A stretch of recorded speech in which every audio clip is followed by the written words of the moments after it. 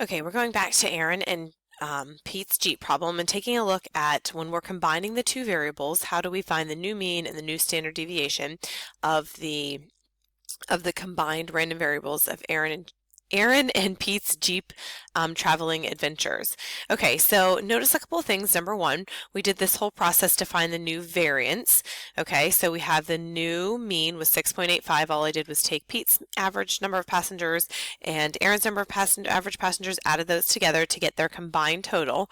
Now, take a look at this variance, 2.0775. That came from that process that we talked about on the previous recording. Now, what do you notice about the variance of Pete and Aaron's number of passengers each day? That actually is the sum of the other two variances. So the 1.1875 and the 0.89 is actually, if you add those two together, that gives you the sum of this variance right here. Now, here's the question though. We don't really use the variance to measure the spread, we use the standard deviation. Well, how are we going to get that standard deviation? You're going to take the square root of this combined variance to get your standard deviation. And we're going to talk a little bit later in a different slide just to make sure we understand that. Please make sure you understand you have to use the variance first to find the standard deviation. Add my two variances together, they give me the variance of my combined random variables. And then you take the square root to find the standard deviation. Okay, so when we add two independent random variables, their variances also add. Please keep in mind that standard deviations do not add. I cannot add the two standard deviations to get the new standard deviation of the number of passengers for Pete and for Aaron. Well, how do we get that? Well, the variance always gives us a standard deviation. So since variances add, we have to find the variance first to then get the standard deviation. So if you have two independent random variables, so the total for Pete and Aaron, they were in two different places. If they're independent, then to get the variance of the total number of passengers for Pete and Aaron, we just add the variances for Pete and the variances for Aaron. So in general, if your variables are independent, you can add the variance of them to get the variance of the combined random variable or combined distribution. So here's what you just have to keep in mind. Remember, A, you can only add variances if the two random variables are independent. You never, ever, ever, ever, ever, ever, ever, ever, ever add the standard deviations. You get the standard deviation from the variance. So you find the new variance first by adding the variances, then take the square root of that final answer to get the standard deviation. Okay, all right, so let's just take a look at the summary of what we've looked at so far. All right, so we looked at adding random variables. So what happens if I'm adding the number of passengers from Pete and the number of passengers from Aaron to get the mean or the expected value of my new standard deviation? I just added Pete and I added Aaron. Now, what happens if we subtract them? All right, so what happens if we're subtracting the two random variables? Then, to get the new mean, same thing, you're going to subtract the new means. So in general, if the mean of the difference of several random variables is the difference of their means. So basically that just means if we have two random variables and we're adding them to make a distribution, take the two means and add them. If we have two random variables and we're subtracting them to get a new distribution, you subtract the two means. Now, it says the order of subtraction is important because you want to make sure that you take a look at what the question is asking you and what the subtraction actually is. However, here's the difference. If we're subtracting two random variables, so let's say we're looking at the difference in passengers between Pete and Aaron, I would subtract the means between Pete and Aaron, see what the difference of the means is. However, for the variance that you use to find the standard deviation, you still always add the variances. You don't ever subtract the variances, and that's because we're just checking to see how far away they are from that difference, okay? So if we're subtracting two distributions, we subtract them to get the mean, but to get the standard deviation, the variance, you still add the variances, and then to get the standard deviation, add the variances, take the square root to get the final answer. Okay, so here's just a quick summary. Number one, make sure you have two independent random variables, x and y.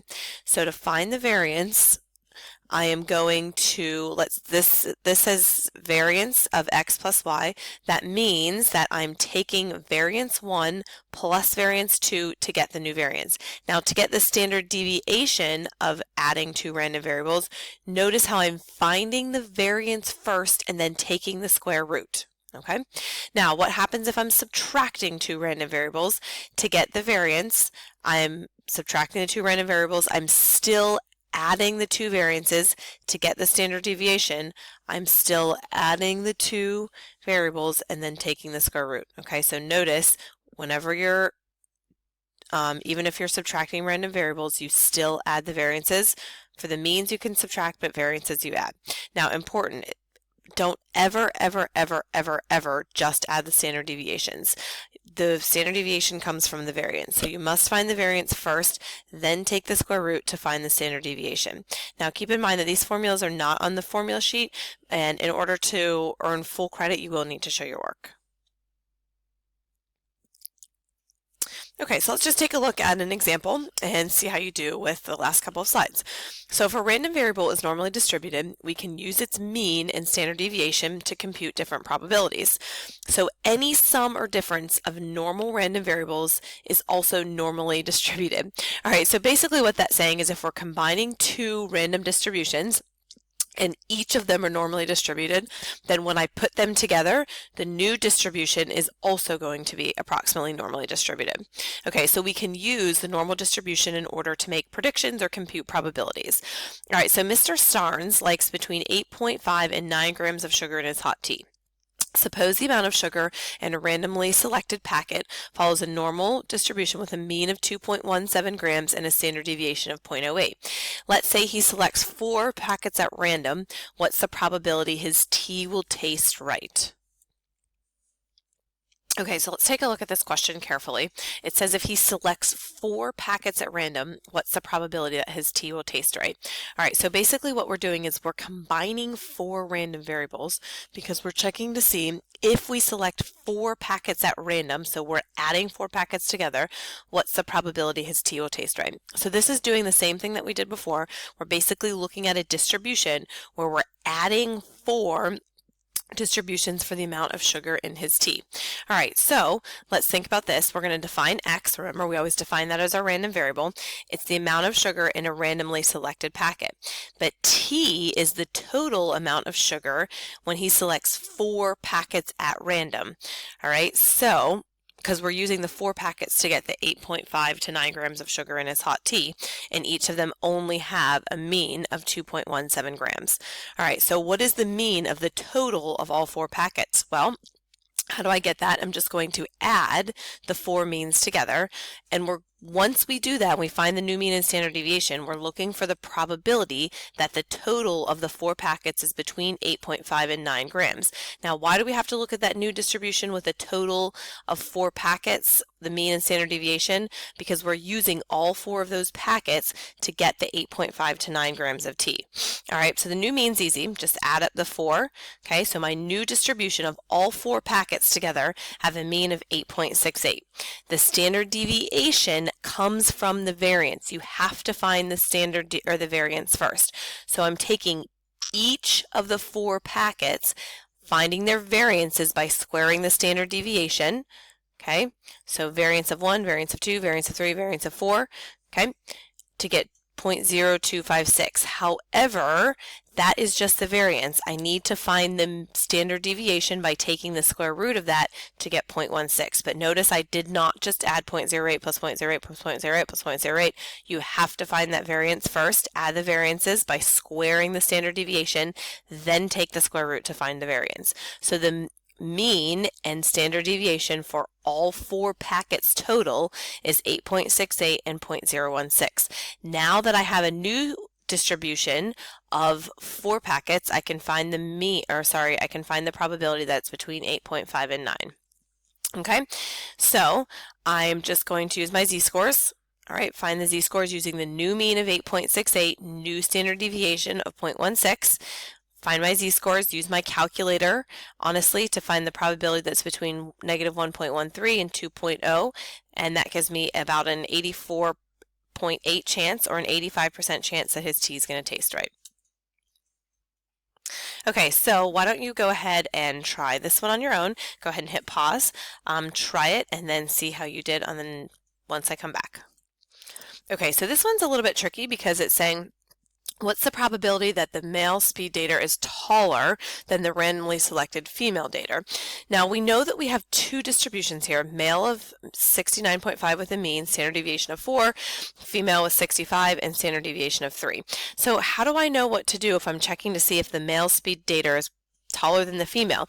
If you don't recognize that this is a distribution where I'm subtracting, what I would do honestly first, before I did anything else, is I would write out a probability statement. So I would write out what the question is asking. I'm looking for the probability that the male dater, okay, so I want the male dater to be taller than the female dater.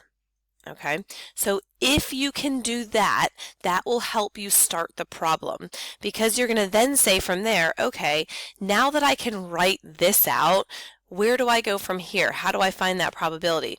So what you want to do is just rearrange it so your male and female are on the same side. So if you subtract the female from both sides, I have the probability that male minus the female is greater than 0. Okay, well now that sort of makes sense. Now I know what I can do in order to get this answer. Okay, so I'm looking at the distribution of male minus female. So like I said, if you're not sure what to do, just take this probability statement, write it out, rearrange it so that it's the two variables are on one side, and then that's going to tell you what distribution you want to look at. You want to look at the distribution that the male minus the female. All right, so now I know where to go. So because I know that they're two independent normal random variables, the final answer is going to follow a normal distribution, and I can find the new mean and standard deviation. The new mean is just the subtracting of the male minus the female. Okay, remember the standard deviation, you always find the variance first, and it's always going to be added. All right, so I'm just going to subtract the two to get the new mean of the distribution of male minus female is 4.5. Okay, remember to get the variance, I have to square the standard deviations of the two distributions. 4 squared plus 3 squared gives me 25. Take the square root to get the standard deviation of 5. Okay, so my new distribution is a mean of 4.5 and a standard deviation of 5. So now, basically, I just want the probability that it's greater than 0. Okay, so how do I do that? I know that my new distribution has a mean of 4.5, standard deviation of 5. The difference is greater than 0, or you could just say male minus female is greater than 0. That's fine. Use your z-scores, so 0 minus the new mean of 4.5 divided by the new standard deviation, negative 0.9. Now we want the difference to be greater than 0, so we're going to find the probability that it's greater than negative 0.90. Use your calculator, get 81.59% chance that a randomly selected male speed dater is taller than the female speed dater. Okay, so try this one on your own. Go ahead and read it and see what you got. Okay, so this one we're looking at apples with a mean of 9 ounces, standard deviation of 1.5.